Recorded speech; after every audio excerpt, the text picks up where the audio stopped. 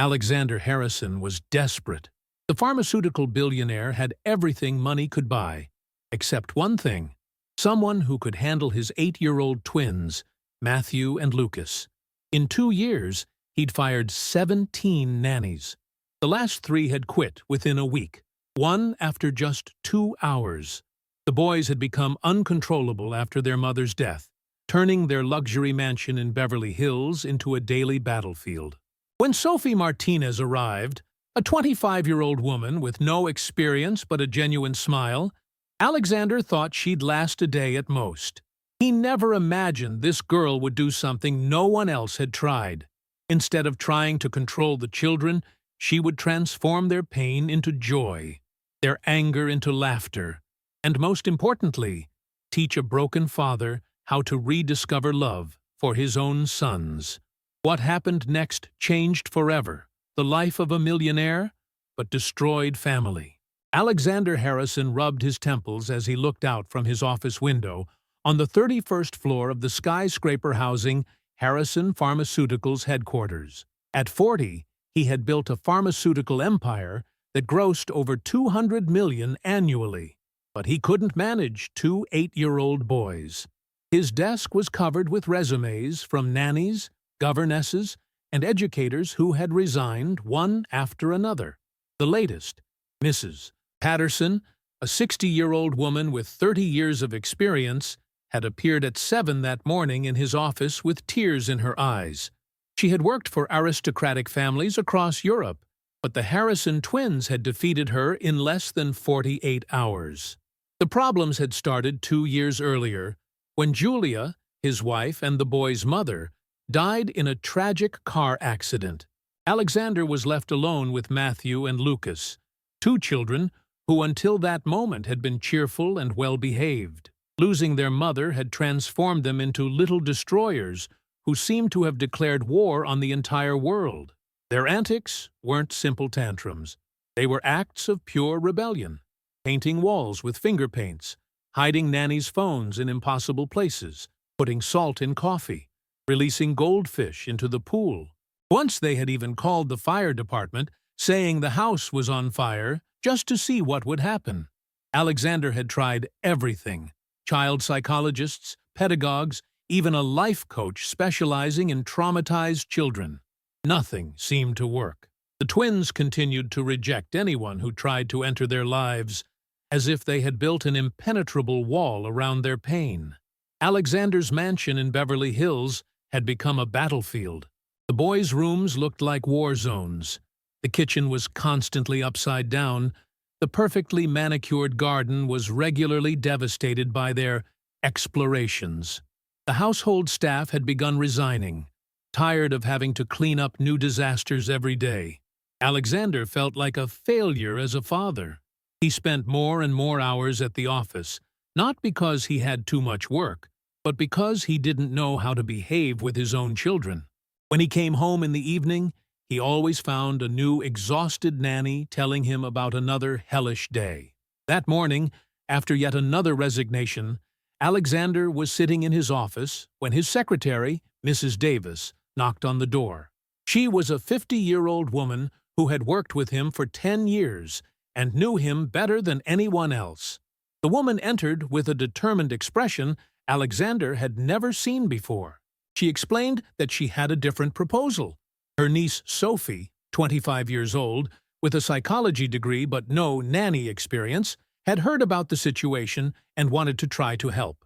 Alexander looked at her skeptically. All the experts had failed. How could a girl with no experience succeed? But desperation pushed him to accept. He had nothing left to lose. Mrs. Davis made a phone call, and that afternoon Sophie Martinez showed up at the mansion. Alexander saw her from the window as she rang the intercom. A tall, blonde girl with a bright smile and simple but neat clothes. She didn't look like the type of person who could intimidate 2 difficult children, and this worried him even more. But Sophie had something all the other nannies didn't have. She wasn't there for money or career. She was there because she truly believed she could help a broken family find happiness again. And she had a plan that no one else had ever thought to try. When Alexander met her in the entrance hall, Sophie asked him just one thing: to introduce her to Matthew and Lucas, not as problem children, but as two little people who were suffering and needed to be understood. In that moment, Alexander understood that perhaps, for the first time in 2 years, someone saw his children for what they truly were. Not little monsters, but two boys who had lost the most important person in their lives and didn't know how to express their pain except through rebellion.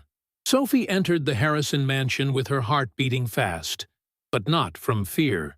She had studied child psychology and knew that behind every destructive behavior of a child, there's always an unexpressed need.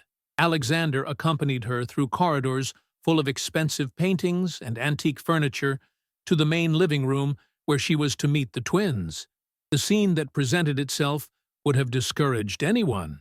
Matthew and Lucas were sitting on a $5,000 white leather sofa, dressed impeccably but with expressions of defiance on their faces. They had prepared what Sophie immediately recognized as a test.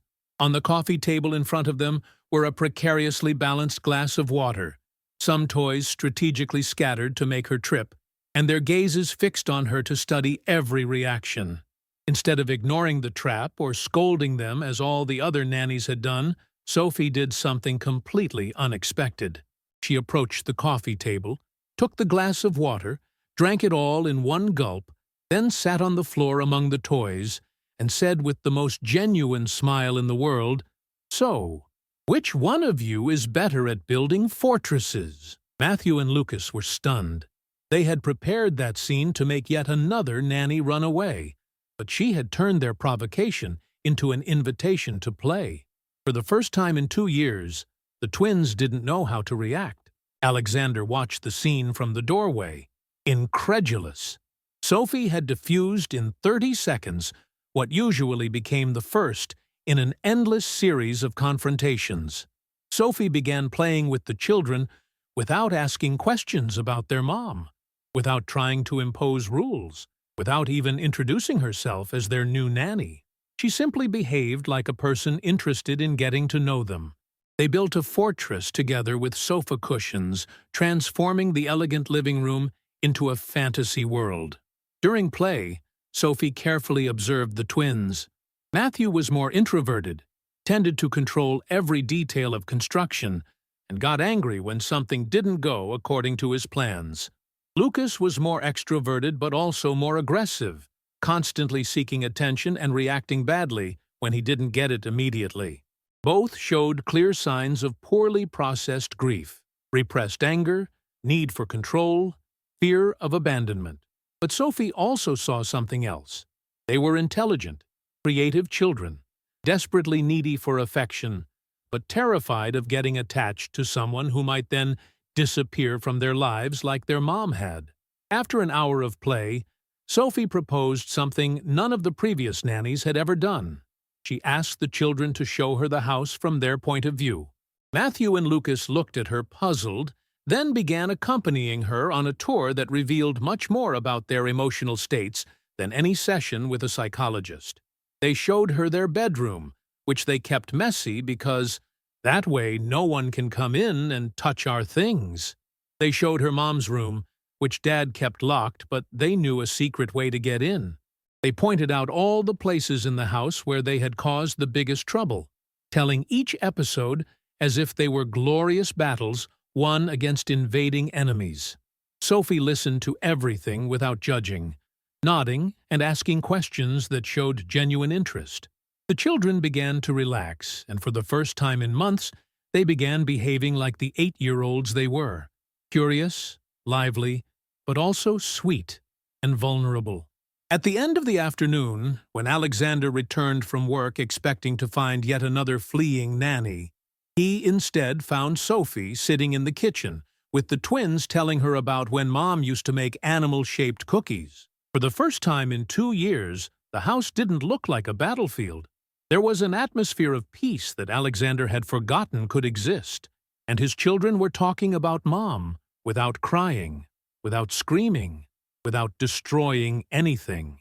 Sophie got up when she saw Alexander, and whispered something that completely changed his perspective. Your children aren't difficult. They're just sad. And sadness, unlike meanness, can be cured with love and patience. That evening, Alexander watched the twins fall asleep peacefully for the first time in months, and understood that maybe he had finally found someone who could help his family heal. The following days revealed Sophie's true genius. Instead of imposing rules and punishments, she transformed every conflict into growth opportunities. When the twins deliberately spilled breakfast to test her, Sophie took a rag and turned the moment into a cleaning race where the winner chose the lunch menu. Sophie understood that the children needed to feel useful. She appointed them assistant chefs in the kitchen and safety inspectors for the house, making them feel like active parts of the family instead of enemies to control. The most significant change occurred when Sophie decided to address their pain through shared storytelling. One evening in the garden, she told the story of two princes whose kingdom changed when the queen had to leave for a very long journey.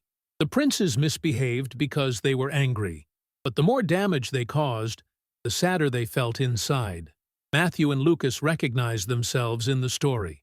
For the first time in 2 years, they began talking openly about Mom, how much they missed her bedtime stories, her funny voices, and how angry they were that she had left without saying goodbye. Sophie proposed creating a memory book about Mom. Instead of avoiding the subject, she encouraged them to celebrate the good times. They collected photos, drew memories, wrote letters telling her about their days. The children began to see their mom's memory as a precious treasure, not as something painful. Alexander observed these changes with amazement. His children were returning to being the sweet kids they were before the tragedy. But most importantly, seeing Sophie interact naturally with them, he was learning again how to be a present father. One evening, putting the twins to bed, Alexander realized that for the first time in 2 years, he couldn't wait to come home from work. Sophie hadn't just healed Matthew and Lucas. She had healed an entire family. 1 month after Sophie's arrival, the transformation of the Harrison family was complete. The mansion that had been the scene of daily battles now echoed with laughter and games. Matthew and Lucas, who for 2 years had terrorized nannies and household staff, had become collaborative and affectionate children. Alexander began noticing changes that went beyond simple behavior. The twins slept better at night, no longer had frequent nightmares, and, most importantly, had started showing interest in school activities again. Their grades improved dramatically, and teachers reported they had returned to being participative and sociable students. Sophie had introduced a routine that gave security to the children without being oppressive. Every day had its rituals: breakfast together, telling each other the night's dreams, creative activities in the afternoon. Enjoying the story? Give it a little like, and don't forget to subscribe. Now then, let's carry on. A walk in the park before dinner, and bedtime stories that often became moments of deep sharing. Sophie's true masterpiece was involving Alexander in the healing process. She taught him that being a single father didn't mean having to be perfect, but simply being present. She showed him how to transform daily activities into connection moments, cooking together on Sunday mornings, helping with homework not as a duty, but as a game, sharing his work days so the children felt part of his life. Alexander discovered he had lost not only a wife, but also confidence in himself as a father. Sophie gave him back that confidence by showing him that his children needed him exactly as he was, imperfect, sometimes confused, but full of love for them.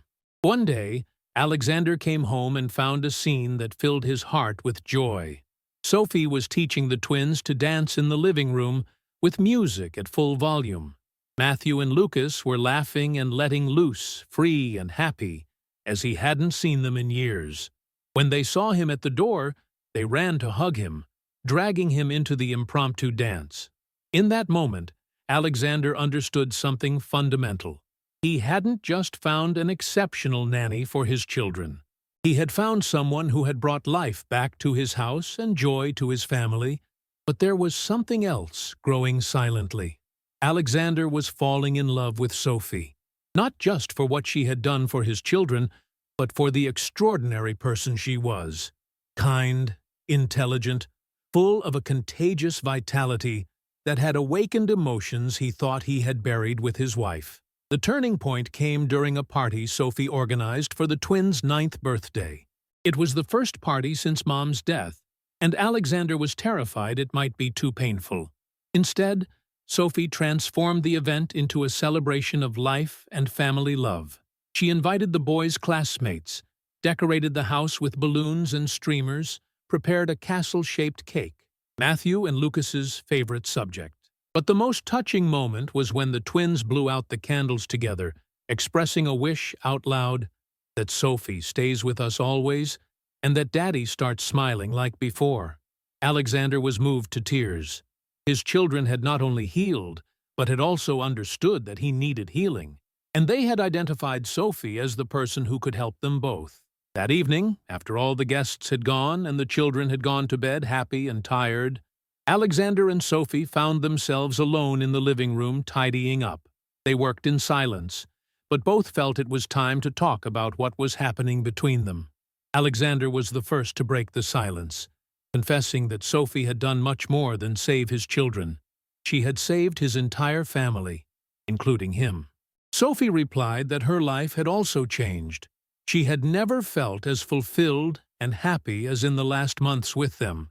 It was a moment of sweet and intense truth. Both knew what they felt went beyond the professional relationship, but they also knew they had to proceed carefully for Matthew and Lucas's sake. That night, Alexander fell asleep with a smile on his face. For the first time in 2 years, the future didn't seem like an unbearable burden anymore, but a promise of happiness.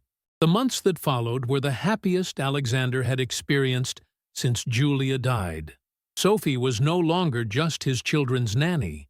She had become the beating heart of a home that had found its warmth again.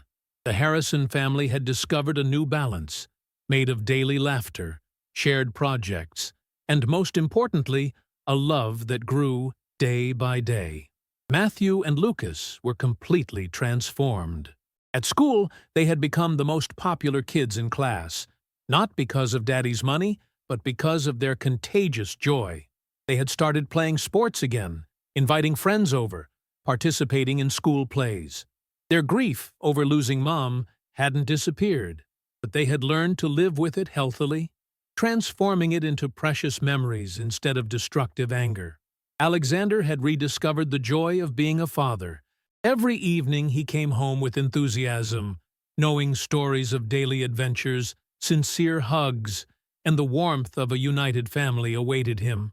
Sophie had taught him he didn't have to be perfect to be a good father. He just had to be present and loving. But most importantly, Alexander had rediscovered the ability to love. What he felt for Sophie was different from the love he'd had for Julia. Not better or worse, simply different. With Julia, he had built a family as a young dreamer. With Sophie, he was rebuilding a family as a mature man who had gone through pain and emerged stronger. The decisive moment came on a spring evening, 6 months after their first meeting. Alexander had organized a special dinner in the mansion's garden, with lights strung between trees and the scent of flowers Sophie had planted with the children. Matthew and Lucas were accomplices in the plan. They had prepared special drawings and wore their most elegant clothes. After dinner, while Sophie wasn't paying attention, Alexander got up and took a small velvet box from his pocket. The twins started clapping with excitement, and Sophie understood what was about to happen. Alexander knelt in front of her, with eyes full of tears of joy. He told her she had saved his family and given him hope again, that he couldn't imagine a future without her, and wanted her to officially become part of the Harrison family. Sophie said yes before he even finished the question, and Matthew and Lucas exploded in a chorus of "Hooray!" that woke the entire neighborhood. But the most touching moment was yet to come. After Alexander had slipped the ring on Sophie's finger, the twins approached with their drawings. They had prepared 2 identical letters, written in their childish handwriting, but full of sincere feeling. In their letter, Matthew and Lucas thanked Sophie for bringing happiness back to their house, for helping them not be afraid to love someone anymore, and for making their daddy laugh again. But most importantly, they asked if she wanted to become their new mom, not to replace the real one, but to complete the family they had rebuilt together. Sophie cried with joy reading those words. She hadn't just found the love of her life, but had also gained 2 children who loved her with all the intensity children are capable of. The wedding was celebrated 6 months later, in an intimate ceremony in the mansion's garden. Matthew and Lucas served as page boys, proud to have played a role in the most beautiful love story they had ever seen. During the ceremony, Sophie solemnly promised to love and protect not only Alexander, but also his children, for all the days of her life. That evening, as the new Harrison family fell asleep under the same roof as husband, wife, and children, Alexander thought about how extraordinary the power of love was. 2 years earlier, he had lost everything: his wife, his peace of mind, his relationship with his children. Now he had found all this and more, thanks to a courageous girl who had seen beyond surface problems and healed the deepest wounds. Sophie had done something no expert had managed. She had transformed pain into love, anger into joy, desperation into hope. But most importantly, she had proven that the most beautiful families are those that choose each other, day after day, with patience, understanding, and infinite love. 2 years after the wedding, the Harrison family had become an example of how love can triumph over any tragedy. Alexander, Sophie, Matthew, and Lucas lived in harmony that seemed natural, but was actually the result of so much work, patience, and mutual dedication. Sophie had legally adopted the twins, who now proudly bore the surname Harrison Martinez. They had never forgotten their biological mom. They still had her photo on their nightstand and wrote her letters on her birthday. But they had learned that the heart is big enough to love multiple people simultaneously. Matthew and Lucas, now 11, had grown into responsible and affectionate boys. They had inherited their father's intelligence and Sophie's sensitivity, but most importantly, had developed extraordinary empathy toward other children going through difficult times. At school, they had become the protectors of shyer classmates, and often brought home friends who needed consoling. Alexander had discovered he was an even better father than he thought. With Sophie by his side, he had learned to balance work and family, to be present at important moments, to transmit to his children not just economic security, but solid values. His company continued to prosper, but now he knew true success awaited him every evening at home. Sophie had realized her dream of helping children in difficulty, but in a way she had never imagined. Besides being a wonderful mother to Matthew and Lucas, she had opened a support center for families going through bereavements or difficult separations. Her method, based on unconditional love and transforming pain into creative projects, was helping dozens of children and parents. The real proof of Sophie's miracle came when the twins turned 13. During the party, surrounded by friends and relatives, Matthew took the microphone to make a speech that moved everyone present. He thanked Dad for never stopping loving them, even when they were really unbearable. He thanked Mom Julia, who watched from heaven, for loving them in their early years. But most importantly, he thanked Sophie, whom he called the angel who saved our family. He explained that Sophie had never tried to replace their mom, but had created a completely new place in their hearts. She had helped them not be afraid to love, to transform sadness into strength, to believe that after every storm comes calm. Lucas added that Sophie had taught him the most important thing, that a family isn't just made of people born together, but especially of those who choose to stay together in difficult times. That evening, when all the guests had gone, the Harrison family gathered in the garden where Sophie had first entered their lives. Alexander looked at his wife playing with the boys and thought about how incredible the power of authentic love was. Sophie had done something that went beyond being a good nanny or a good wife. She had taken a family destroyed by pain and transformed it into something stronger and more beautiful than before. She had proven that miracles exist, but they need courageous hearts, willing to believe in love, even when everything seems lost. Matthew and Lucas were no longer the angry, destructive children who had terrorized nannies. They had become thoughtful teenagers who helped classmates in difficulty and thanked Sophie and Alexander every night for giving them such a special family. Alexander was no longer the desperate, lonely man who didn't know how to handle his children's pain. He had become a present and loving father, a devoted husband, and most importantly, a man who had learned that happiness isn't a permanent state, but a daily choice. And Sophie had discovered that sometimes destiny takes us exactly where we needed to be. She had gone to the Harrison mansion thinking she was helping two difficult children, and had ended up building the most beautiful family she could have ever dreamed of. That night, as she tucked in her boys, because now they were her boys in every way, Sophie thought about how powerful love is when guided by wisdom, patience, and faith, that every person, even the most wounded, can shine again.